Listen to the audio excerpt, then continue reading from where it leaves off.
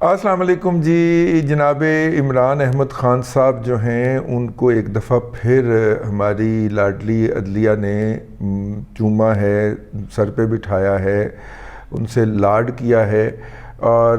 جو ہے وہ فواد چودھری صاحب بالکل سچے ثابت ہو گئے۔ انہوں نے کہا تھا کہ عمران خان کیوں معافی مانگیں گے، عدالت کے پانچوں جج ان سے معافی مانگیں گے، لیکن اس سے کوئی توہین عدالت نہیں ہے۔ میں تو صرف دہرا رہا ہوں سر، کیونکہ آپ دہرانے کے اوپر بھی تو توہین مذہب کا الزام لگ جاتا ہے نا۔ 295A وقار ستی پہ لگا ہوا ہے۔ آپ ان کے گناہ دہرانے سے بھی، اور چونکہ اسپیشل پریولیج ہے جو ابھی لکھا نہیں ہے ان کی عدالتوں میں، قانون کی عدالتوں میں، وہ لکھ بھی دیں گے جی، میرا مطلب ہے کوئی بھی اعجاز الاحسن کسی دن لکھ دے گا کہ جناب پریولیج حاصل ہوگا پی ٹی آئی کو اور اس کے عمران خان اور اس کے پالتو کتوں کو، یہ پریولیج حاصل ہوگا کہ وہ کسی کے اوپر بھی کسی بھی وقت بھونک سکتے ہیں۔ ان کے بھونکنے سے قطعاً توہین عدالت نہیں ہوگی۔ ہاں اگر رضی دادا اس کو دہرائے گا تو وہ توہین عدالت کے ضمن میں ضرور آئے گا، وہ توہین عدالت ہوگی، ٹھیک ہے۔ اور پھر جناب اعجاز الاحسن صاحب جو ہوں گے وہ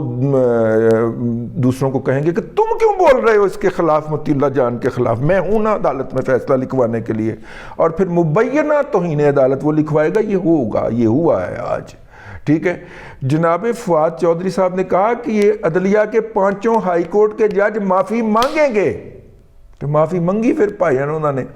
اور عمران خان نے کہا میں معافی کوئی نہیں مانگتا، یہ اجمل جامی جو ہے نا یہ جھوٹ بولتا ہے کہ معافی مانگی ہے، معافی کوئی نہیں مانگتا۔ اگر میرے بات سے آپ کے جذبات ہوئے ہیں، اور باہر نکلتے ہی اس نے پھر گالی بک دی، لیکن ہائی کورٹ کے 5 رکنی جج نے باقاعدہ مور لگا کے بھیجا تھا کہ یہ باہر نکل کے بھی اگر کسی کے خلاف بھونکے گا یا گالی بکے گا۔ اس نے گالی بکی الیکشن کمیشن آف پاکستان کو۔ اب جب 5 رکنی بینچ کا فیصلہ آ گیا تو اب الیکشن کمیشن آف پاکستان بھی تو کچھ نہیں کر سکتا نا، ٹھیک ہے نا۔ وہ جس طرح مرضی جس کو مرضی گالیاں بکتا رہے، جس کو مرضی الو کا پٹھا نقل کفر نباشد کہتا رہے، وہ جو مرضی کہتا رہے، اس کو تو میرا مطلب ہے کہ اب کیا کہا جائے اس کے اوپر کہ بادی النظر میں تو ہوئی ہے، لیکن چونکہ آپ لاڈلے ہیں تو نہال ہاشمی جو تھا وہ لاڈلا نہیں تھا، ٹھیک ہے۔ چودھری صاحب جو تھے وہ لاڈلے نہیں تھے، تم لاڈلے ہو تو لہذا تمہاری یہ جو بک ہے، یہ جو تم نے بکواس کی ہے، انکنڈیشنل نہیں مانگی اور کہا کہ اگر ہوا ہے تو میں معذرت چاہتا ہوں، معذرت کی ہے بڑے نرم سے الفاظ کے اندر، ہم اس کو قبول کر کے آنکھوں سے لگاتے ہیں اور تمہیں کہتے ہیں کہ تم پوتر ہو، تم نروان ہو، تم اعلیٰ ہو، تم سے کوئی گناہ سرزد ہو ہی نہیں سکتا، تم پاک ہو، جاؤ جس پہ مرضی جا کے بھونکو۔ تو وہ باہر نکلتے ہی پھر بھونکا سر، اور اس نے کہا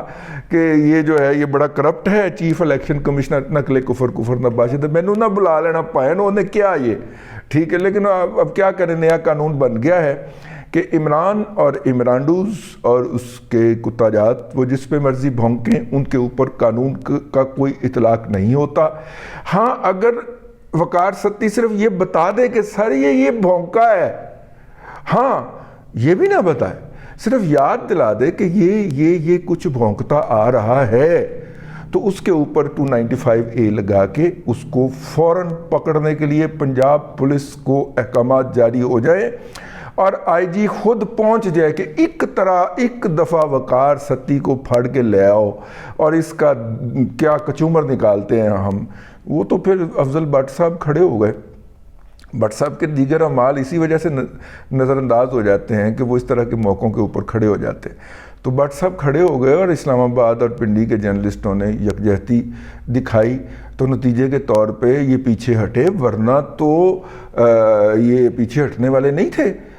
میرا مطلب ہے کہ عدلیہ پوری طرح تلی ہوئی تھی کہ جناب وقار ستی کو اٹھا کے لے جائیں اور اس کا جا کے ذرا وہاں پہ اس کا رگڑا نکالیں، تو وہ جناب پھر جرنلسٹوں نے پھر اپنا کام تو آپ پہ ہی کرنا پہننا نا جی۔ ہاں تو اس لیے جناب عمران احمد خان نیازی صاحب جو ہیں ان کا ایک اور جو گوبر ہے وہ عدلیہ نے اٹھا کے اپنے کالے جبے میں ڈال لیا ہے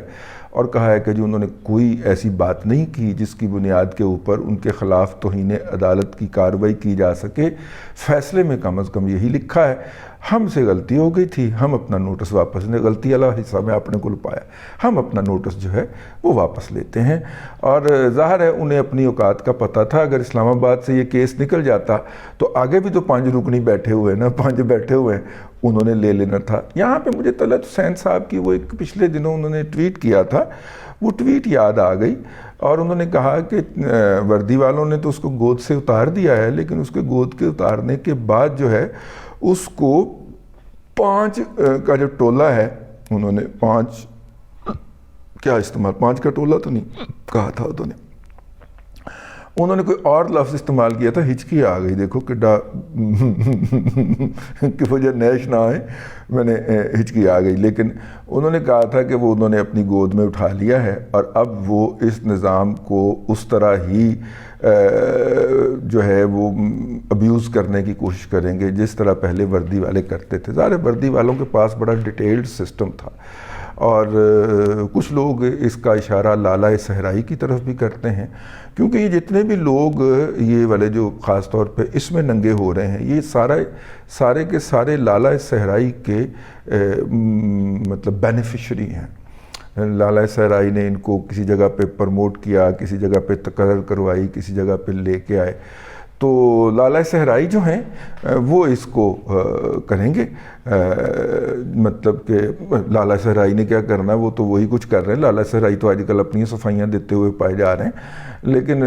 یہ لالہ ان کے اندر جو کامن فیکٹر نکلتا ہے وہ لالہ صحرائی کا ہونا ہے. تو بہرحال عمران خان صاحب نے باہر نکلتے ہی اپنے انٹینشن اپنے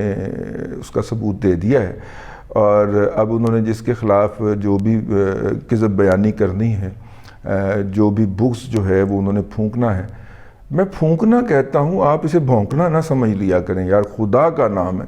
بغض پھونکنا جو ہے وہ میں کہتا ہوں آپ 2 نقطے اڑا دیتے ہیں اس کے, آپ اسے بھونکنا کہنا شروع کر دیتے ہیں. ایسا نہیں, قطعاً نہیں. جو بغض پھونکنا ہے انہوں نے, اس کی انہیں کھلی جو ہے وہ مل گئی ہے. اپنا عمران احمد خان نیازی سٹیج پہ کھڑے ہو کے اپنے جلسے میں مریم نواز شریف کے بارے میں جو کچھ مرضی جو ہے وہ بغض پھونکیں یا گالیاں بکیں یا کذب بیانی کریں یا غلط الزامات لگائیں, اس سے کچھ نہیں ہوتا, اس کا کوئی فرق نہیں پڑتا. یہ ایک نارمل ایکسیپٹڈ نارم ہے. ہاں اگر کوئی شخص جو ہے وہ, میرا مطلب ہے کہ غلاظت سے لدی ہوئی ٹریکٹر ٹرالی کے بارے میں کوئی فکرہ کہہ دے تو یہ خواتین کے حقوق کے بڑا خلاف ہو جاتا ہے, یہ تو بڑا وہ بڑا ہو جاتا ہے وہ اس کے بارے میں, ٹھیک ہے. وہ غلاظت سے لدی ہوئی ٹریکٹر ٹرالی نے جو پچھلے دنوں ٹویٹ کیا ہے, اس پہ کافی زیادہ جو لوگ ہیں وہ ڈسٹرب ہو رہے ہیں, اسی لیے میں نے انہیں غلاظت سے لدی ہوئی ٹرالی کہا, ٹریکٹر ٹرالی کہا. سمجھ آپ گئے ہیں, نام میں نہیں لینا, سمجھ گئے نا. اب اسی کے اوپر نا مجھے ایک بہت ہی پاکستان کی معزز شخصیت نے کہا کہ دیکھیں وہ بھی عدلیہ سے تعلق رکھتی, تو ان سے ایک جگہ پہ ملاقات ہوئی, تو انہوں نے کہا یہ تم جو کہتے ہو نا کہ سمجھتے تسی گئے ہی ہو گے, تو ہمیں نہیں سمجھ آتی نا, آپ پورا بیک گراؤنڈ بیان کیا کریں. میں نے کہا سر اگر میں پورا بیک گراؤنڈ بیان کرنے لگ گیا تو میری ضمانت آپ نے ہی ڈینائی کرنی ہے, ٹھیک ہے. تو اس لیے بس تھوڑے کو بہت سمجھا کریں, خط کو تار سمجھا کریں. استبداد کا جبر کا دور ہے, اور اب پہلے بندوق کا جبر اور استبداد تھا, اب ہتھوڑے کا جبر اور استبداد ہے. اور اس لیے ایسے معاشروں کے اندر آپ دیکھیں وار اینڈ پیس کا جو ماسٹر پیس ناول ہے وہ ایسے جبر اور استبداد کے دور میں لکھا گیا ہے کہ جہاں پہ سوچوں پہ بھی پہرے تھے, اور جب آپ باہر کچھ نہیں کر سکتے تھے تو پھر چوری سے اس کو لکھنا شروع کر دیتے ہیں. ہم نے یہ جو سوشل میڈیا کا جو یہ ہے, یہ ایک قسم کا ایک اپنا بیٹھک بنائی ہے یا ایسی ایک جگہ بنائی ہے جہاں پہ ہم آ کے تلمیحات کے اندر, حکایات کے اندر, اشاروں کنایوں کے اندر بات کہتے ہیں, تاکہ ایک تو ہمارا وہ ہلکا ہو جائے, اور دوسرا یہ ہے کہ اپنا بات لوگوں تک پہنچ جائے اور انہیں احساس ہو کہ دوسرے انسان بھی انہی کی طرح ایسے ہی سوچ رہے ہیں اور محسوس کر رہے ہیں جیسے کہ ہم سوچتے ہیں. اور یوں جب سوچیں اکٹھی ہوتی ہیں تو پھر اس جبر اور استبداد سے چھٹکارے کی راہ تلاش کی جاتی ہے. تو ہم اس کے لیے ایک چراغ جلا کے راستے میں رکھنے کا کام کرتے ہیں.